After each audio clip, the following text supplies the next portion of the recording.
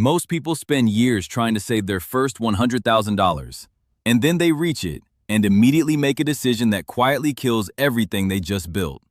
Not because they're stupid, not because they got scammed, because they did something that felt completely reasonable, something their parents would approve of, something that looked responsible on the surface. And I've seen it happen over and over again. People who grind for 6, 7 years to hit 6 figures, and then within 12 months, they've barely moved. Same number, different year. So in this video, I'm going to tell you exactly what those mistakes are, and then give you the exact order of what to actually do, because the sequence matters more than most people realize. But first, you need to understand one thing. $100,000 is not just a number that feels good. The math of money literally changes at this point. Before 6 figures, almost all of your progress comes from you. You work, you save, you grind. But once you cross $100,000 invested at 8% average annual returns, your portfolio generates $8,000 a year on its own.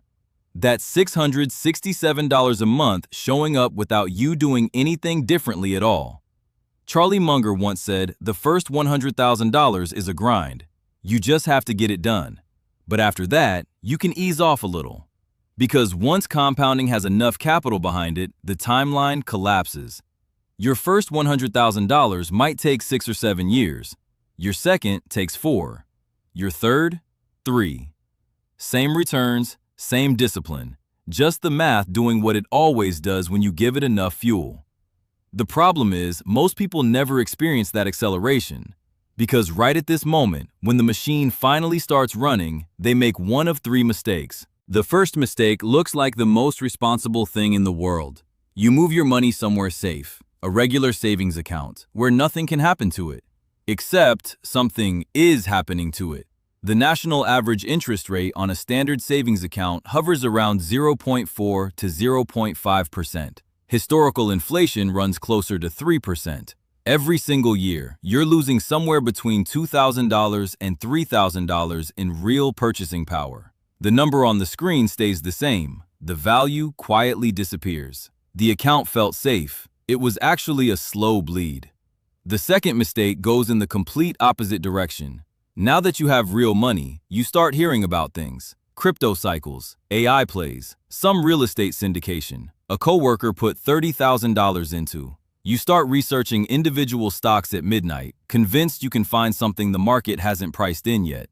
Here's the data. Dalbar found that in 2024, the average equity investor earned 16.5%, while the S&P 500 returned 25%, an 8.5 percentage point gap. Not because of fraud, but because people bought when things were popular, panicked when prices dropped, and let emotion override logic. And 65% of active large-cap fund managers also underperformed the S&P 500 in 2024. Over 15 years, that failure rate exceeds 90%. 9 out of 10 professionals with Bloomberg terminals and research teams can't beat just owning the index. The solution isn't to try harder. It's to stop competing with the market and just own it. The third mistake is the quietest one, and probably the most common. You've been disciplined for years.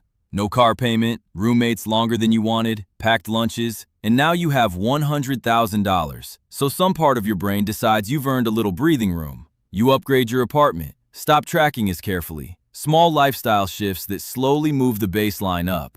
Psychologists call this the arrival fallacy. Your brain resets within weeks. The new normal becomes your floor, and the habits that built the $100,000 quietly dissolve because your brain decided the destination was reached. 5 years later, you're sitting on $130,000. Not because you blew the money, just because you stopped treating it like a starting line and started treating it like a finish line. All right, now let's build the actual framework. First, before you invest a single dollar, 3 to 6 months of living expenses in a high-yield savings account, currently paying 4.0 to 4.5% APY. This isn't dead money. It's the buffer that keeps you from selling investments at the worst possible moment when life happens. Second, if your employer offers a 401k match, capture the full match first. A 50% match is a guaranteed 50% return before the money touches a single investment. There is no stock, no index fund, no deal anywhere that offers a guaranteed return like that. Third, settle the debt question with math, not feelings. If a debt carries a rate above 6 to 8%, pay it off before investing more. Below 5%, invest instead, because historical market returns will likely outpace it. A credit card at 22%, paying that off is a guaranteed 22% return. Nothing reliable beats that. Fourth, 3 accounts most people seriously underuse. A Roth IRA first.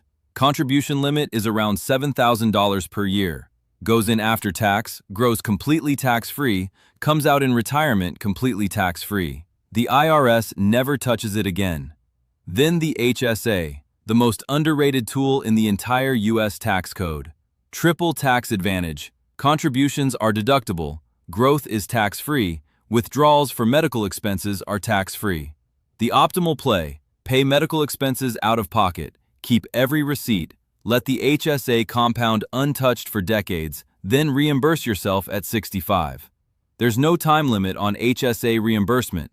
The IRS is completely fine with it.